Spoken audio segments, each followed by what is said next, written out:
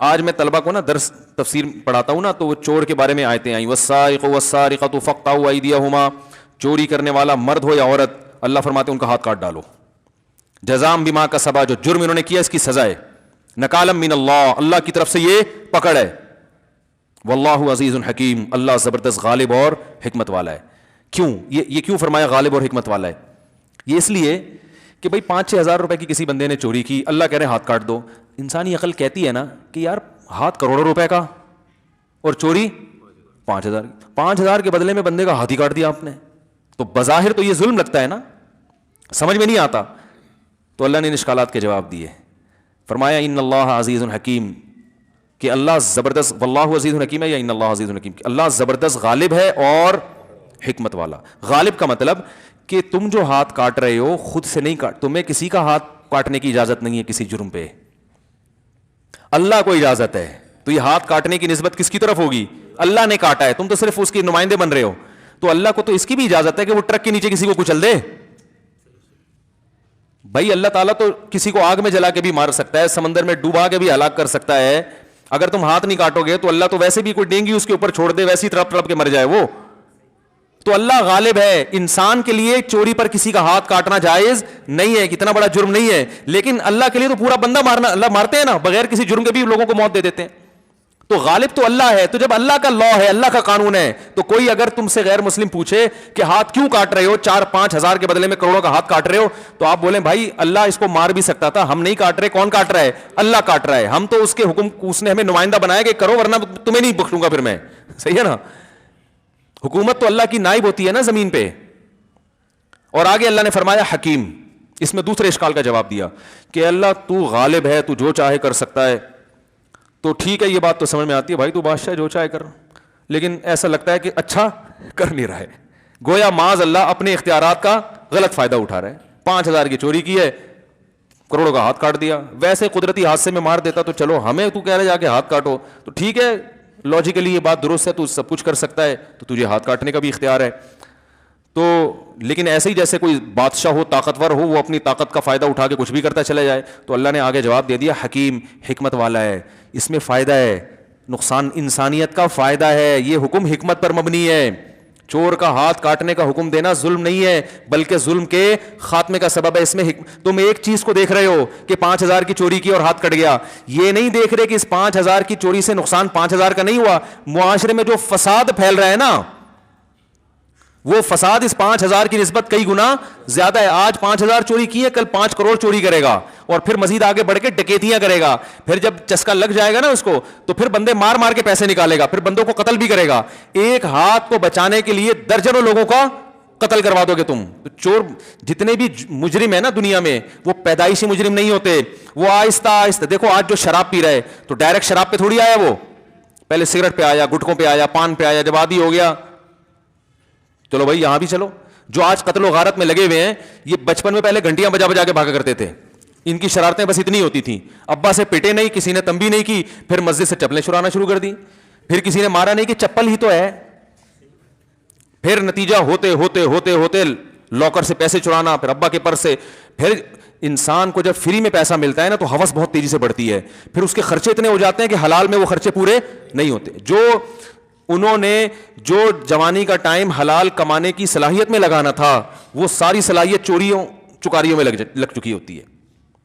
جو وہاں صلاحیت, اب وہ تبھی آپ دیکھیں, اب اس کو ابھی کیا ہوا, کچھ دن پہلے ایک جاننے والے ملے, رشتے دار تو نہیں تھے, وہ بہت بڑے کرکٹر تھے, بین الاقوامی ٹیم میں ان کی سلیکشن نہیں ہوئی, تو اب رکشا چلا رہے ہیں وہ. ہم نے کہا یار اتنا بڑا کھلاڑی رکشا کی. انہوں نے کہا بھائی ساری زندگی تو کرکٹ میں لگا دی کہ میں بین الاقوامی ٹیم کا کھلاڑی بنوں گا, اب سلیکشن نہیں ہوئی, تو اب آتا کرکٹ کے علاوہ کچھ ہے نہیں, تو اب کمانے کے لیے تو کرکٹ میں اتنا پیسہ تو نہیں, بین الاقوامی ٹیم میں جاؤ تو ملتا ہے نا پیسے, ایسے گلی محلے والوں کو تھوڑی ملتا ہے. تو ساری زندگی تو لگا دی اس میں, اب کیا بیچارہ کیا چلا رہا ہے, رکشا چلا رہا ہے. نہ ایجوکیشن کی طرف توجہ دی. ہاں جس کی لک لگ گئی وہ انٹرنیشنل ٹیم میں چلا گیا, یا اس سے کم لیول کی ٹیم میں, لیکن کسی بڑی ٹیم میں چلا جائے گا تو اس کی تو ویلیو ہو جائے گی. جو نئی سلیکشن ہو سکا, سب کا تھوڑی ہوتا ہے, لاکھوں لوگ آتے ہیں, ایک چند ایک کا ہوتا ہے اس میں. تو ایسے ہی جب چوری چکاریوں میں ٹائم گزار دیا, تو اب حلال میں کمانے کی صلاحیت بھی نہیں ہے, اور حلال میں اتنا پروفٹ ہے بھی نہیں. چوری میں تو بڑا پروفٹ ہے, بیٹھ یوں کرو, بس پتہ ہی نہیں کسی کو کیا خیال ہے. تو اللہ فرماتے ہیں کہ بین الاقوامی لاز اپنی جگہ، لیکن اللہ نے جو قانون بنایا یہ حکمت پر مبنی ہے. ایک کا ہاتھ کٹے گا سینکڑوں لوگوں کو عبرت ہوگی، لوگوں کی جان بھی محفوظ، لوگوں کا مال بھی. تم صرف 5,000 دیکھ رہے ہو کہ 5,000 کے بدلے میں کروڑوں کا ہاتھ کٹ رہا ہے. ہم صرف 5 نہیں دیکھ رہے، ہم آگے پورا فیوچر دیکھ رہے ہیں. سمجھ رہے کہ نہیں سمجھ رہے؟ اور دوسری بات یہ کہ یہ ضروری بھی نہیں ہے کہ پہلی دفعہ میں پکڑا جائے. یہ تو جب عادت ہو جاتی ہے نا. اکثر حضرت عمر کے دور میں ایک چور پکڑا گیا، اس نے کہا اللہ کی قسم پہلی دفعہ چوری کی معاف کر دیں. انہوں نے فرمایا کہ پہلی دفعہ میں پکڑا نہیں جاتا آدمی. صحیح ہے نا؟ پہلی دفعہ میں تو بہت احتیاط کرتا ہے، جب یوز ٹو ہو جاتا ہے کر کے پھر احتیاط چھوڑ دیتا. کئی دفعہ دیکھا نا نہیں پکڑا گیا تو پھر کر لیتا ہے. کل کسی نے بتایا کہ ڈکیتی کے لیے کچھ لڑکے آئے 17-18 سال کے، جن کے ساتھ ڈکیتی، انہوں نے مجھے خود کل واقعہ سنایا. کہہ رہے ہیں ان لڑکوں کو میں نے دیکھا پستول ان کے ہاتھ میں تھی، ہاتھ کانپ رہے تھے ان کے، ایسے لگ رہا تھا کہ ابھی یہ ڈکیتی سیکھ رہے ہیں. تو آپ مجھے بتاؤ، کہہ رہے ہیں میں نے اس لیے موبائل دے دیا کہ کانپتے ہوئے انگلیاں ہاں ایسے چلی نہ جائے. ہاں وہ مجھے، میں نے کہا یار تم نے تو عجیب آدمی ہو، تم نے اس کو جب وہ کانپ رہے تھے تو تھوڑا ایک دھکا وکا لگا دیتے اس کو. کہہ رہے ہیں یار مجھے ڈر یہ تھا کہ کانپتے ہوئے میں کہیں نہ چاہتے ہوئے نہ گولی چل جائے.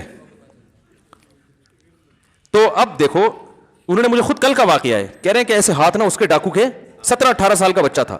تو آپ مجھے بتاؤ یہ 17-18 سال کا بچہ جس کے بھی ہاتھ کانپ رہے ہیں، تو کیا یہ پہلی دفعہ بندوق پکڑ رہا ہے؟ اس سے پہلے اس نے کبھی چوری نہیں کی ہوگی، یقیناً اس سے پہلے کم درجے کے جرائم کی. اس کا چسکا لگا تو اس نے کہا آپ ذرا ترقی کرو. اور 2-4 دفعہ ہاتھ کانپیں گے. جب لوگوں نے موبائل پکڑا دیا تو پھر اتنا کانفیڈنس پیدا ہوگا کہ کچھ وقت کے بعد ہاتھ کانپنا ختم. پھر تو ایسے بندوق رکھے گا یہاں. وہ ایک اوبر میں سفر کر رہا تھا کچھ دن پہلے، تو ایک اوبر والے کے ساتھ نا میں بیٹھا ہوا، تو اکثر جان پہچان والے ٹیکسی ڈرائیور نکل آتے ہیں، کہہ رہے ارے مفتی صاحب خیریت سے؟ میں نے کہا ہاں بھائی خیریت سے. کہاں جا رہے ہیں؟ فلاں جگہ جا رہے ہیں. تو مجھے کہنے لگا یار ڈکیتیاں بہت ہوتی ہیں. میں نے کہا کوئی دلچسپ واقعہ ہو؟ کہہ رہے ہیں کچھ دن پہلے کوئی ڈاکو آئے، میں کسی فیملی کو لے کے جا رہا تھا. وہ ڈاکو آئے مجھے کہنے لگے، گاڑی روکی نا، بول نکال موبائل دے اور پیسے دے. کہتے ہیں میں نے کہا کچھ اسلحہ تو دکھاؤ. خالی ہاتھ یہ اس کو ان کو بول رہے ہیں. کہہ رہے ان کے پاس اسلحہ نہیں تھا. اب رات کا اندھیرا تھا تو وہ صرف خوف بٹھا کے نا، تو وہ اوبر کا ڈرائیور مجھے کہہ رہا ہے کہ میں نے ان سے کہا بھائی اگر تیرے پاس بندوق ہے تو دکھا دے، میں اپنا موبائل بھی دوں گا، پیچھے جتنے خواتین بیٹھی ہوئی ہیں نا ان سے بھی موبائل لے کے تجھے پکڑا دوں گا، اور اگر اسلحہ نہیں ہے تو یہاں سے دفع ہو جا، میں گاڑی کچلتا ہوا نکل جاؤں گا تجھے. اس کے پاس نہیں تھا اسلحہ، وہ بھاگ گئے. میں نے کہا آپ نے تمیز سے ان کو ترغیب دے دی کہ آئندہ جب سفر ڈکیتی کریں گے تو بندوق ساتھ میں رکھیں. وہ ہاں میں نے کہا آپ نے ان کو اچھی طرح سمجھا دیا کہ بھائی آئندہ ایسی غلطی نہیں کرنا کہ آئندہ جب بھی جاؤ تو کوئی پلاسٹک کی گن رکھ لینا، لیکن رکھنا ضرور. تو چلو انہوں نے تو غلط کیا، ان کو اس طرح کی ترغیب دے دی نہ چاہتے ہوئے، ان کی نیت یہ نہیں تھی. لیکن ہوتا تو یہی ہے نا کہ پہلے بغیر اسلحے کے ٹرائی کرتے ہیں، پھر کہتے ہیں یار جو مزہ اسلحہ پہلی دفعہ پکڑنا ہر آدمی کے بس کی بات نہیں ہے. تو اللہ نے فرمایا کہ اللہ زبردست غالب ہے، جو چاہے حکم نازل کر دے، تمہیں چون و چرا کی اجازت نہیں ہے، میں اپنے اختیارات استعمال کر سکتا ہوں. دیکھو صدر کو اختیار ہوتا ہے نا آج کل، شریعت میں تو اختیار نہیں ہے، لیکن قانون میں آج کل اختیار ہے کہ پھانسی کی سزا کو وہ معطل کر سکتا ہے. تو ہم کہتے ہیں صدر کو اختیارات ہیں، اس نے اپنے اختیارات استعمال کیے بغیر کسی لاجک کے، بس پھانسی کی سزا ختم کر دی. یہ غیر شرعی ہے. اسلام میں صدر کو یا وزیر اعظم کو اختیار نہیں ہے کہ پھانسی کی سزا، یعنی قصاص کے طور پہ اگر کسی کو قتل کر رہے ہیں. تو یہاں بھی اللہ کہہ رہے بھائی میں بادشاہ ہوں، میں نے کہہ دیا ہاتھ کاٹو تو کاٹ دو. اور پھر آگے اللہ نے بتا دیا کہ حکمت ہے، چھپی ہوئی حکمتیں، ہر حکمت تمہاری سمجھ میں آنا ضروری نہیں ہے. پھر آگے فرمایا وَلِلَّهِ مُلْكُ السَّمَاوَاتِ وَالْأَرْضِ، اللہ کے لیے زمین اور آسمانوں کی بادشاہی ہے. يُعَذِّبُ مَن يَشَاءُ يَغْفِرُ لِمَن، دیکھو قرآن میں اکثر یہ ہوتا ہے يَغْفِرُ لِمَن يَشَاءُ وَيُعَذِّبُ مَن يَشَاءُ، جس کی چاہے مغفرت کرے، جس کو چاہے عذاب دے. لیکن یہاں پر اللہ نے پہلے بیان فرمایا جس کو چاہے عذاب دے، جس کی چاہے مغفرت، کیونکہ چور کے ہاتھ کاٹنے کی بات چل رہی ہے نا، تو میں جس کو چاہوں عذاب دوں.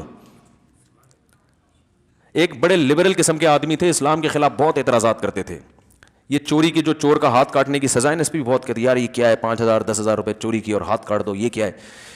لیکن اللہ نے ان کو ہدایت دی. ایک دن میرے پاس آئے، کہہ رہے یار اگر میں پازیٹیو سوچوں تو اس کی لاجک بنتی ہے. میں نے کہا کیا؟ کہہ رہے یار یہ اس کی دلیل ہے کہ اسلام جرم کو برداشت، جرم کے معاملے میں بہت حساس ہے. تو یہ پازیٹیو چیز ہے اسلام کی، سمجھ رہے ہیں نا. مجرم کے لیے رعایت، بولو بھائی، سافٹ کارنر کہتے ہیں نا، نرم اسلام کے لیے، نرم یعنی لب و لہجہ اسلام مجرم کے لیے اختیار نہیں کرتا. تو یہ تو جرائم کے خاتمے پر اسلام کی حرص ہے کہ وہ تو دنیا میں جرم مانتا ہی نہیں ہے. تو میں نے کہا یہی بات ہے، اگر پازیٹیو سوچو گے تو پازیٹیو، نیگیٹو سوچتے رہو گے تو جاتے چلے جاؤ، الٹا سوچتے رہو. تو اتنے لوگوں کے ایک دن مجھے ایک صاحب کہنے لگے یار اگر چور کا ہاتھ کٹے تو سارے ٹنڈے پنڈے ہو جائیں گے, تو سارا آدھا ملک تو چور ہے, تو یہ تو سمجھ میں نہیں, اس زمانے میں یہ نہیں ہونی چاہیے. میں نے کہا بھائی جان ایسا نہیں ہوگا, ایک دو کے کٹیں گے تو باقی چوری سے توبہ کر چکے ہوں گے. ٹھیک ہے نا, ایک دو کے کٹیں گے ہاتھ, باقی سب توبہ کر. تو اسلام میں ڈاکو کی سزا بڑی سخت ہے, جو دن دہاڑے لوگوں سے یا رات کو علانیہ لوگوں سے ڈکیتیاں کرتے ہیں. اسلام میں ان کی سزا یہ ہے کہ بھائی اگر یہ گرفتار ہو جائیں ہاتھ پاؤں کاٹ کے چوک پہ لٹکا دو ان کو, قتل کرو ان کو فوراً. یہ جیلیں ویلیں نہیں ہے اسلام میں, جیل میں ڈال دو 25 سال کیس چل رہا ہے. بھائی گواہوں سے ثابت ہو گیا, فوراً لٹکا کے چوک پہ لٹکا دو اس کے. ان یقتلوا او یصلبوا او تقطع ایدیہم وارجلہم من خلاف. تو کہاں سے کہاں بات چلی گئی.